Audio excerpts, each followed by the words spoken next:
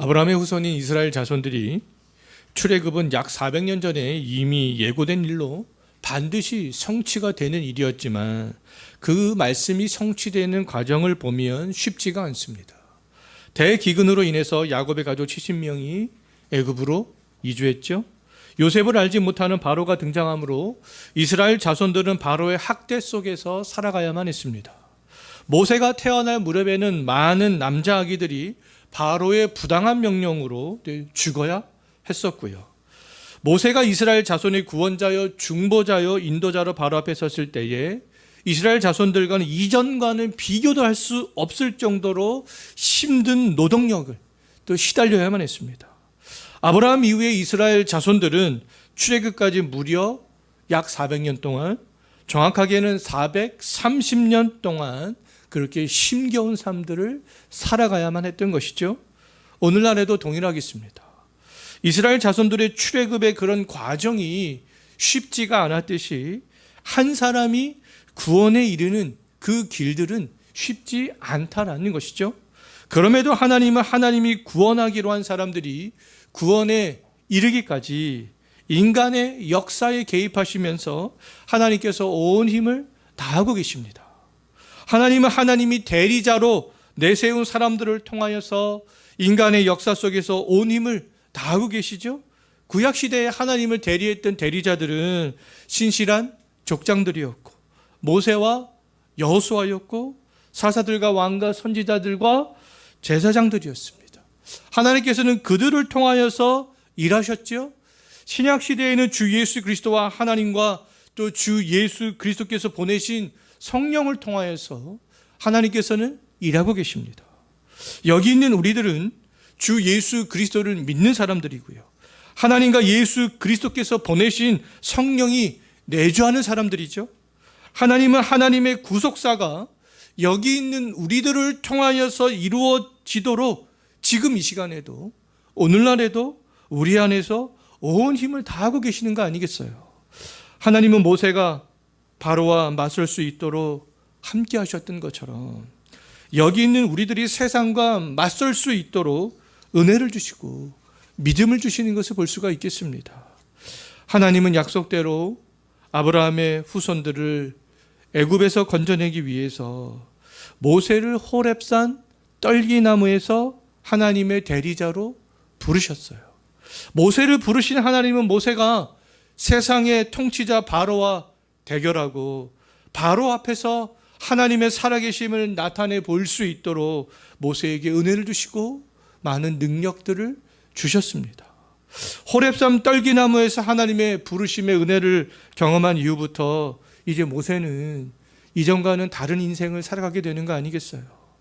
모세는 지난 40년간 미디안 땅에서 미디안의 목동으로 살아갔지만 하나님의 부르심을 받은 이후에는 하나님의 영광스러운 그 이름이 세상에 드러내는데 그 역할을 감당해 나가는 사람으로 그렇게 살게 되었습니다.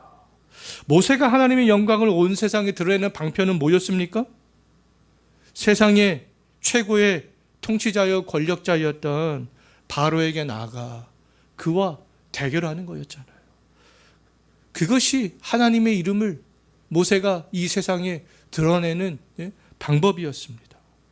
또 바로와 대결하여서 승리함으로 이스라엘 자손들을 애굽에서 데리고 나오는 것이었죠. 우리의 인생도 그렇습니다. 하나님은 호렙산 떨기나무에서 목동으로 살아가던 모세를 부르셨던 것처럼 우리들이 이제 일상의 삶을 살아갈 때 우리를 부르셨죠. 하나님이 우리를 부르신 목적은 우리를 통해서 하나님의 영광과 그 하나님의 이름을 이 세상에 나타내시기 위하여서 우리를 부르신 거 아니겠어요? 우리들은 세상 사람들과 그렇다면 동일한 인생의 목적을 가지고 살아가서는 안 되는 거 아니겠습니까? 모세가 하나님을 세상에 나타내기 위해서 바로와 이스라엘 자손에게로 나아갔듯이 우리들은 세상 권세 잡은 자와 대결하기 위해서 우리는 세상에서 살아가야 되는 것이죠. 모세가 대결했던 세상의 통치자 바로는요 가장 강력한 존재였잖아요. 그럼에도 모세는 그 바로 앞에 하나님의 그 말씀을 붙잡고 나아갔습니다. 우리가 대결해야 하는 존재는 하나님을 대적하는 어둠의 세상 주관자들이다. 에베소서 6장에서 그렇게 분명히 말씀하고 있습니다.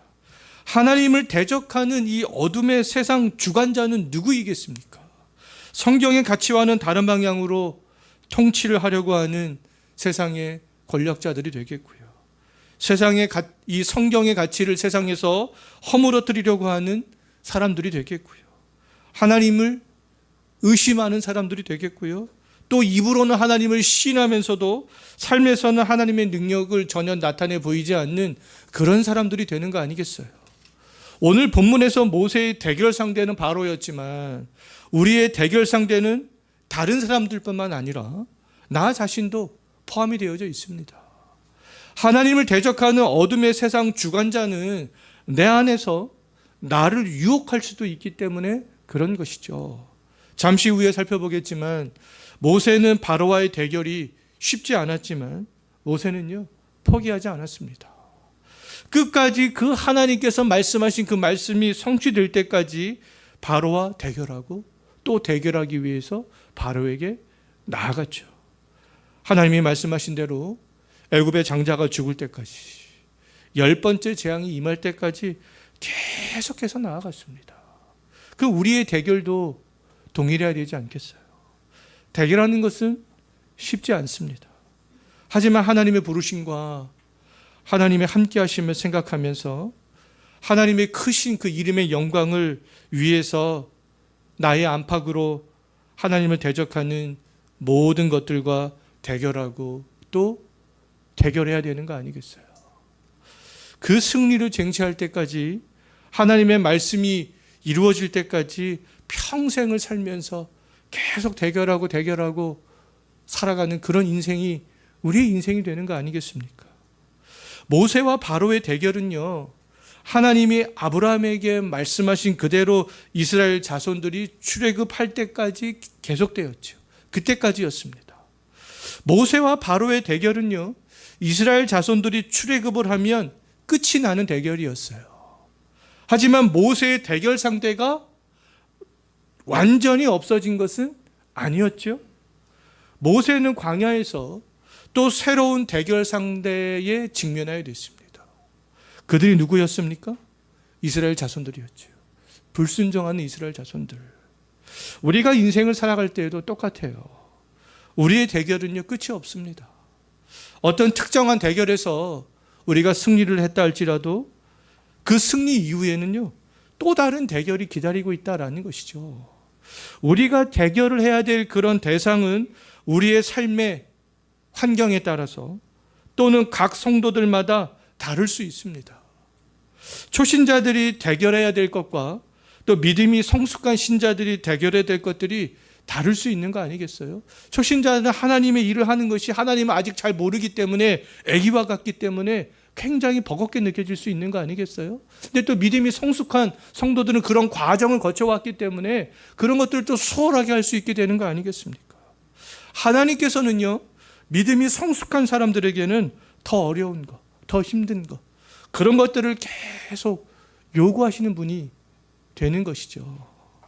하나님의 부름을 받은 성도들에게 하나님을 대적하고 하나님의 말씀에서 멀어지게 하는 모든 것과의 그런 대결은 피할 수 없습니다. 우리의 인생이 하나님께 부름을 받은 이후부터는 그냥 대결하는 인생이 되는 거예요. 하나님의 완전한 부르심을 받고 하나님의 나라로 갈 때까지 대결하는 인생은 결코 피할 수가 없습니다. 대결에 직면했을 때 우리 성도들이 해야 되는 일들은 모세처럼 하나님의 말씀이 성취되도록 당당하게 나아가는 것이죠. 언제까지요? 나아가고 계속 나아가야 되는 거 아니겠어요? 말씀이 성취될 때까지. 모세와 바로의 대결은 출애굽기 이제 7장부터 본격적으로 시작되는 것을 볼 수 있습니다. 모세와 바로의 대결의 양상은요, 모세가 공격하면 바로는 대항하는 형태였습니다. 대항의 사전적 의미는 지지 않으려고 맞서서 버티는 것이죠. 모세가 먼저 공격합니다. 바로는 지지 않으려고 맞서서 버티는 것을 볼 수 있어요.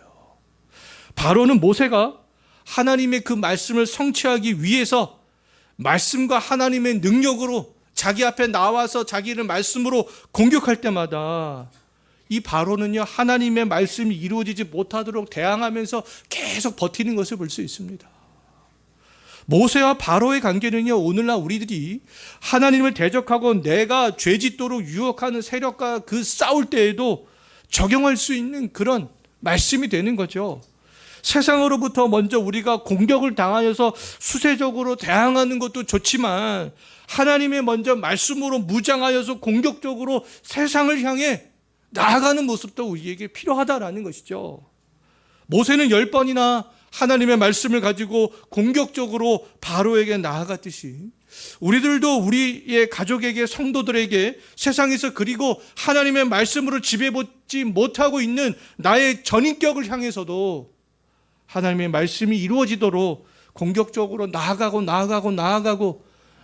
자세가 필요하다라는 겁니다. 우리가 하나님의 말씀으로 무장하고 공격적으로 나아가면 우리의 공격을 받는 그 대상은 그 하나님의 말씀에 굴복당하지 않기 위하여서 어떻게 하겠습니까?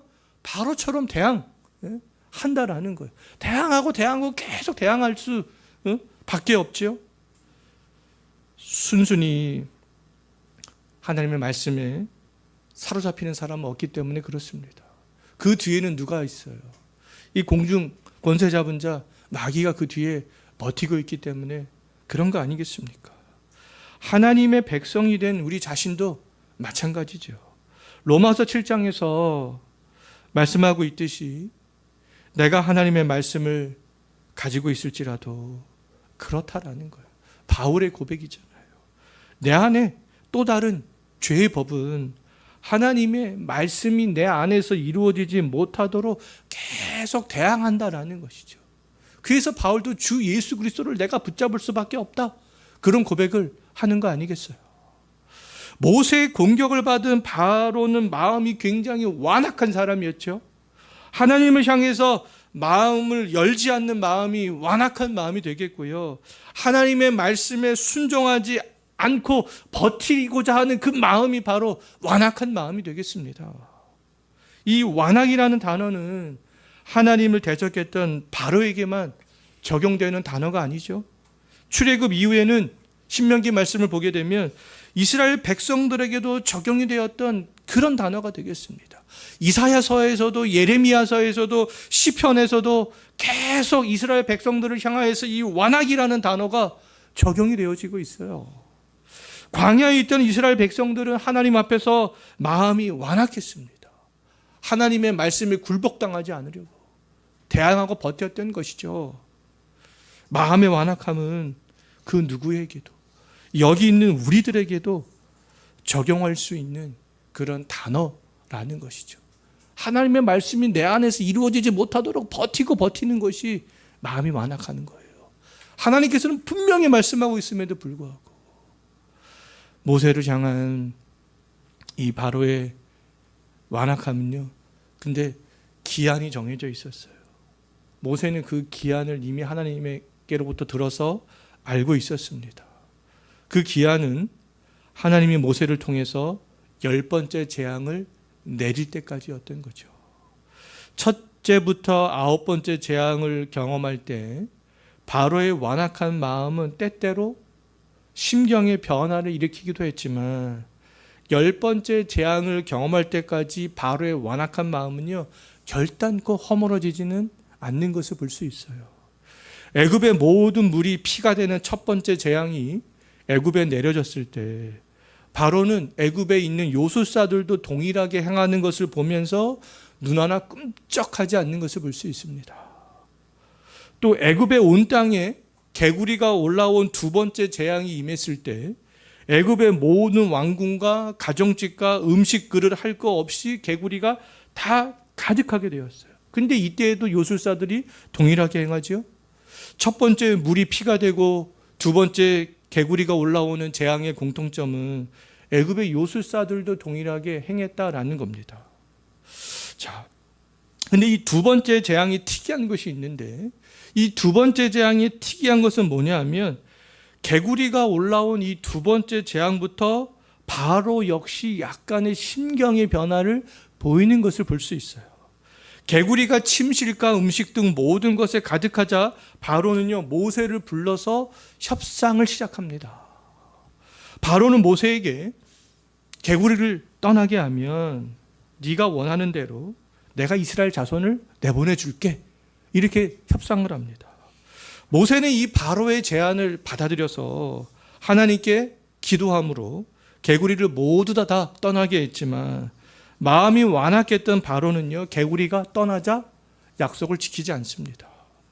또 땅의 티끌이 이가 되어 사람과 가축에게 오르는 세 번째 재앙이 임했을 때 요술사들은 첫 번째, 두 번째와는 다르게 이런 재앙들을 나타나게 할 수 없었어요.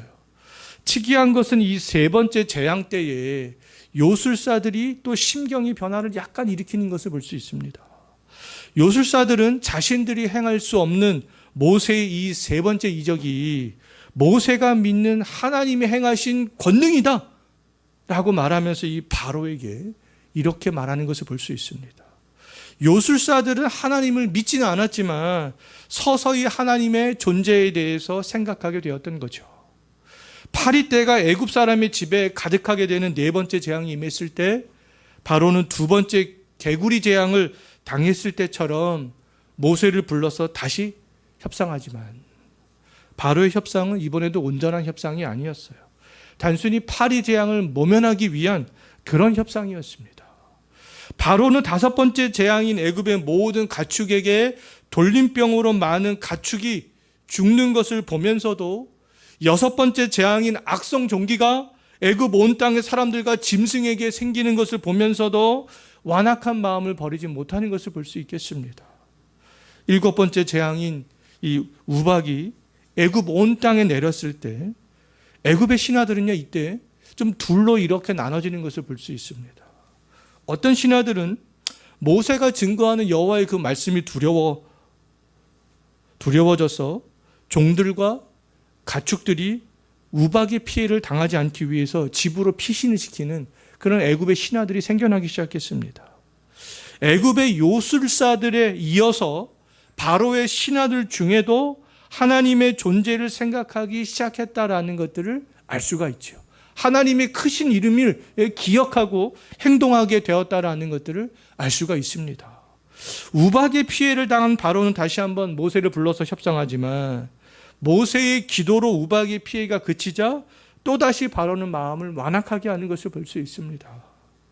여덟 번째 재앙인 메뚜기 재앙 이후에는요, 더 많은 바로의 신하들이 심경의 변화를 일으키는 것을 볼 수 있습니다. 모세가 증거했던 하나님의 이름, 그 이름을 생각했겠죠. 지난주 우리 생각해 봤죠. 엘로힘, 엘샤다이, 여호와, 그런 하나님의 이름을 생각하면서 요술사들도 신경의 변화를 일으키 크신 하나님의 이름을 생각하게 되는 거 아니겠어요? 바로의 신하들도 역시 마찬가지였죠. 바로의 신하들은 애굽 온 땅이 망했다, 심지어 이렇게 얘기하면서 이스라엘 자손들을 내보내어 여호와를 섬기게 해줄 것을 바로에게 건의하는 것들을 볼 수가 있겠습니다. 바로는 신하들의 의견을 듣고 다시 모세를 불러 협상을 했고요. 메뚜기 재앙을 당한 이후에는 하나님께 내가 바로가 죄를 지었다고 말하면서 용서를 구하기도 하지만 메뚜기 재앙이 끝난 이후에는 다시 마음이 완악해지는 것을 볼 수 있어요. 바로가 죄를 지었다고 한 것은 그냥 거짓이었던 것이죠. 아홉 번째 재앙인 흑암이 애굽 온 땅을 덮었을 때에 바로는 모세를 불러 이스라엘 자손들을 보내줄 것을 협상하지만 바로의 마음은 또 여전히 완악해져 있는 상태인 것을 볼 수 있겠습니다. 첫 번째부터 아홉 번째 재앙까지 모세는 하나님의 말씀과 하나님이 주신 능력으로 바로를 공격했지만 바로는 완악한 마음으로 모세를 계속 대항하고 있잖아요. 굴복당하지 않기 위해서.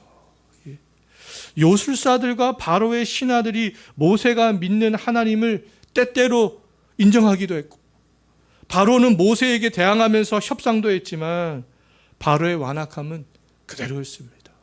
계속 대항하고 계속 굴복당하지 않기 위해서 저항하고 있었던 거죠. 이와 같이 하나님을 대적하는 세력들의 완악한 마음을 무너뜨리는 것은 쉽지 않다라는 것을 알 수 있어요.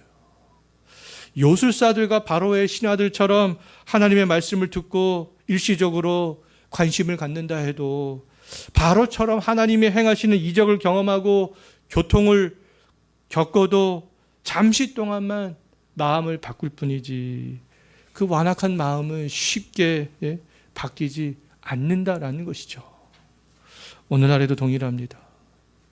그럼에도 우리가 할 일은 하나님이 말씀하시면 모세처럼 어때요? 나아가는 거예요. 우리는 그 사람들이 마음이 완악하다라는 것을 알고 있잖아요. 모세도 알고 있었습니다. 근데 나아가는 것이죠. 그것이 하나님께 부름받은 사람들의 사명이기 때문에 그렇습니다. 하나님이 말씀하시면 나아가는 거죠. 내가 살아가는 삶의 현장으로 나아가서 하나님이 주신 말씀을 휘두르는 거예요. 그 말씀의 검을 휘두르는 거죠. 그 삶의 현장이 하나님을 향해서 완강하게 대항하고 저항한다 할지라도 가서 말씀의 검을 사용하는 겁니다. 때로는 하나님의 말씀을 휘둘러야 하는 대상이 광야에 있던 이스라엘 백성들이었던 것처럼 우리들 자신이 될 수도 있어요. 말씀의 검을 내 자신에게 휘둘러야 될 때도 있습니다. 우리들도 광야에 있던 이스라엘 백성처럼 마음이 완악하여 하나님의 말씀에 저항하고 대항하고 있을 수도 있기 때문에 그런 것이죠. 바로의 완악함은 계속되었지만 모세는 말씀으로 나아갔고 또 나아갔습니다. 나아가서 말씀으로 휘둘렀죠. 모세는 하나님의 말씀이 성취될 때까지 계속 나아갔습니다. 그것이 그 시대에 하나님이 모세에게 주신 사명이었기 때문에 그 사명을 모세는 다 했던 거예요. 바로의 완악함에도 불구하고 모세보다 3살 많았던 모세의 형 아론은요 포기하지 아니하고 하나님의 말씀이 성취될 때까지 계속 나아갔잖아요. 모세와 아론이 그렇게 할 수 있었던 것은 하나님께 그들은 사로잡혀 있었기 때문에 하나님의 부름받은 그 사명이 너무나 확실했기 때문에 하나님을 경험했던 그 경험이 너무나 확실했기 때문에 타협할 수 없었던 것이죠. 그냥 주저앉아만 있을 수 없었던 거예요. 하나님께 사로잡혔다라는 것은 어떤 상황에 있어서 하나님의 말씀에 순종했다라는 거 아니겠어요? 두 형제는 이스라엘 자손들이 혹독한 노동의 책임을 모세의 탓으로 돌릴 때에도 좌절하지 않고 나아갔죠. 바로가 거짓으로 협상을 해올 때에도 실망하지 않고 그냥 계속 나아갔습니다. 하나님께 사로잡힌 모세와 아론이 순종하여 바로에게 나아갈 때마다 어떤 변화들이 조금씩 일어나기 시작했어요. 서서히 하나님의 말씀과 능력과 하나님의 위대하신 이름들이 애굽 땅에 그냥 조금씩 나타나기 시작했잖아요. 앞에서 살펴보았던 것처럼 애굽의 요술사들은 모세가 행한 이적이 하나님의 권능 아니겠는가? 이렇게 그들의 입술로 고백을 하기도 했고, 애굽의 신하들 중에는 모세가 증거한 여호와의 말씀이 두려워서 우박의 재앙을 피하기 위해서 종들과 가축들을 피신시키기도 했고, 애굽이 망했다라고 하면서 이스라엘 자손들을 보내줄 것을 바로에게 건의하기도 했습니다. 바로는 재앙을 피하기 위해서 모세와 아론을 협상의 자리로 끌어들였죠. 바로가 먼저 협상을 제안했지만 모세와 아론 이 두 형제는요 바로의 협상을 들어주지 않습니다. 두 형제가 최고의 통치자였던 이 바로의 협상에 응하지 않은 것은 결코 쉬운 일이 아니었어요. 그러나 그 이 두 형제가 바로가 협상에 오는 것들을 바로는 조금씩 협상하면서 하나님의 말씀을 변형시켰거든요. 그런데 이 두 형제가 그 협상을 거절할 수 있었던 것은 하나님의 말씀에 사로잡혀 있었기 때문에 그렇습니다. 두 형제 이 모세와 아론은 바로의 말보다 하나님의 말씀을 더 신뢰했죠.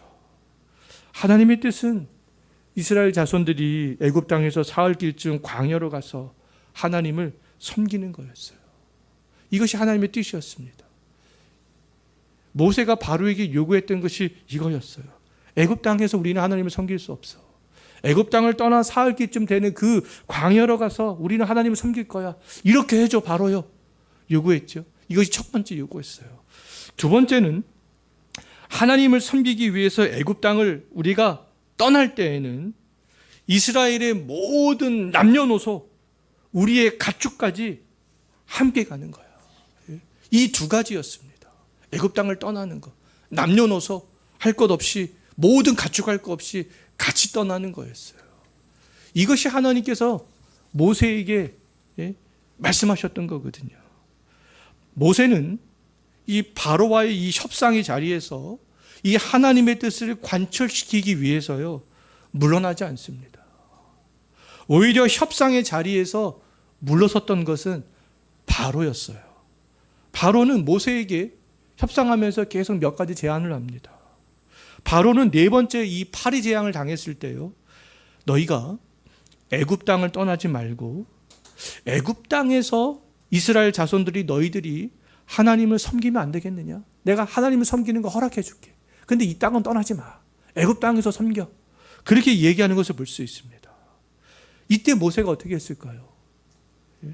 웬만한 사람들은 아마 그런가? 좀 받아들이는 태도를 취했겠죠. 근데 모세는 하나님의 말씀대로 애굽 땅에서 우리는 살기쯤 가서 우리는 하나님을 섬겨야 돼. 협상에 딱 응하지 않고 하나님 말씀하신 그것 그대로 주장하는 것을 볼 수 있습니다. 바로는 8번째 메뚜기 재앙을 당했을 때 너희가 남녀노소를 다 데리고 그러면 광야로 가지 말고 장정들만 가서 여호와를 섬기면 안 될까? 또 이렇게 협상을 합니다. 장정들만 내가 보내줄게. 근데 이때 모세는요, 여자도 노인들도 아이들도 모두 하나님의 백성이기에 포기할 수 없었죠. 우리는 장정들만 갈 수는 없다. 또 이렇게 거절하는 것을 볼 수 있어요. 바로는 9번째 이 흑암의 재앙을 당했을 때에는요, 양과 소는 그럼 좀 애굽에 놔두고 어린 아이들까지 내가 다 데리고 가는 거 허락할게. 근데 너희의 소유 가축들은 놓고 가. 또 이렇게 협상하는 것을 볼 수 있습니다. 근데 모세가 이때 어떻게 할까요? 안 됩니다. 가축은요, 우리가 광야로 가서 하나님께 드릴 제물이기 때문에 이 가축도 포기할 수 없어요. 우리는 다 가야 됩니다. 이렇게 요구하는 것을 볼 수 있습니다. 재앙이 이렇게 계속 될수록 바로의 제안이 어떻게 했습니까? 더 느슨해지고 더 바로 모세의 요구를 더 많이 들어주는 것을 볼 수 있잖아요. 더 많이 수용했습니다. 그럼에도 모세는 하나님이 말씀하신 그 말씀이 이루어질 때까지 물러서지 않아요. 하나님이 명령한 그 말씀이 이루어질 때까지 계속 하나님의 말씀만을 되풀이하는 것을 볼 수 있습니다. 우리는 전체가 다 이 애굽 땅에서 나가야 됩니다. 우리는 이 가축까지 다 데리고 나가야 돼요. 그것들을 계속 요구합니다. 바로에게 나아간 모세와 아론을 통하여서 알 수 있듯이 하나님의 말씀은 협상할 수 있는 것이 아니다라는 거죠. 하나님의 말씀을 협상하면 어떻게 되겠습니까? 하나님의 말씀을 더하거나 빼게 되는 거 아니겠어요? 지금 바로가 하는 일이 뭐 하고 있어요? 하나님의 말씀을 더하거나 빼는 그런 일들을 계속 하고 있는 거 아니겠습니까? 하나님의 말씀을 협상하여 더하거나 빼게 되면 하나님의 그 말씀이 어떻게 됩니까? 결국에는 왜곡되는 거죠. 신명기 4장 2절 말씀에서 하나님은 분명하게 말씀하고 있죠. 하나님의 말씀은 가감하지 말고 그대로 지켜 행하라. 모세가 지금 이것을 바로 앞에서 계속 주장했던 거예요. 하나님의 대적자 마귀가 하는 일은 하나님의 말씀을 변형시키는 것이죠. 그럴듯하게 우리가 수용할 수 있도록. 지금 바로가 계속 그런 일들을 하고 있죠. 에덴 동산에서 아담과 하와를 유혹했던 마귀가 했던 일들은 하나님의 말씀을 변형시키는 거였습니다. 마귀는 아담과 하와가 변형시키는 그 말씀에 순종하도록 했던 것이죠. 모세를 대면한 바로도 하나님의 말씀을 계속 변형시키고 있어요. 우리는 변형된 하나님의 말씀에 유혹돼서는 안 되는 거 아니겠어요? 계속 우리들도 자기를 합리화하고 하나님의 말씀을 변형시켜서 그런 인생을 살아서는 안 된다라는 겁니다. 특히 힘들고 내가 어려울 때 변형된 하나님의 말씀은 나에게 달콤하게 다가올 수 있어요. 바로가 말씀을 변형시켰을 때 모세가 얼마나 달콤하게 다가왔겠습니까? 나가는 것도 힘든데, 이스라엘 백성들 지금 불평과 원망이 가득한데, 그럴수록 모세가 하나님의 말씀을 변형시켰던 바로 앞에서 진리의 말씀을 붙잡았던 것처럼 하나님의 진리의 말씀을 우리는 그때에도 붙들어야 되는 것이죠. 합리화하지 말고 하나님께서 말씀하신 그대로 사로잡혀 그렇게 살아야 되는 거 아니겠어요? 그래야 하나님의 말씀이 성취가 되고 이루어지게 되는 거 아니겠습니까? 모세와 아론이 하나님의 말씀에 사로잡혀서 바로에게 담대하게 나아갔을 때 하나님께서는 재앙 중에도 이스라엘 자손을 보호하시면서 하나님의 능력과 살아계심들을 때때로 그들에게 보여주셨습니다. 왜요? 그들이 그 재앙 중에도 믿음으로 인내할 수 있도록 하나님의 살아계심들을 보여주셨던 것이죠. 어떻게 해요? 하나님께서는 넷째 파리 재앙과 다섯째 돌림병 재앙과 일곱째 우박 재앙과 아홉째 흑암 재앙에서는 이스라엘 백성들이 거주하는 고센 땅에는 그 재앙의 피해가 가지 않도록 보호해 주셨던 거예요. 열 번째 재앙까지 그들이 믿음으로 인내할 수 있도록 그런 은혜를 경험하게 해주시고 베풀어 주셨던 것이죠. 자, 이제 말씀을 정리하고 마치겠습니다. 모세가 40년 동안 평범하게 살았던 목동의 삶을 버리고 세상의 권세자였던 바로에게 나아가 대결을 요청했던 것은 하나님의 백성과 하나님의 나라를 위해서 부름받았기 때문에 그랬던 거죠. 모세가 하나님께 부름받은 이후에 사명을 감당할 때 하나님의 존재와 그 하나님의 이름과 하나님의 하신 일들이 세상에 조금씩 서서히 드러나게 되었고요. 하나님의 백성들이 하나님이 약속한 그 땅에서 하나님만을 온전히 예배할 수 있는 그 날들이 서서히 다가오게 되었습니다. 모세와 아론은 하나님의 그 이름을 위하여서 하나님의 백성을 위하여서 하나님의 말씀을 가감하지 않고 변형된 하나님의 말씀으로 바로에게 나아가 협상하지 않았죠. 오늘날에도 하나님께 부름받은 우리들이 강함하지 않은 하나님의 말씀에 사로잡혀 하나님을 대적하는 세상으로 나아가고 나의 마음을 돌아볼 때 하나님의 이름이 드러나며 우리를 포함한 구원의 백성들이 하나님께 온전히 예배하게 될 줄로 믿습니다. 기도하겠습니다.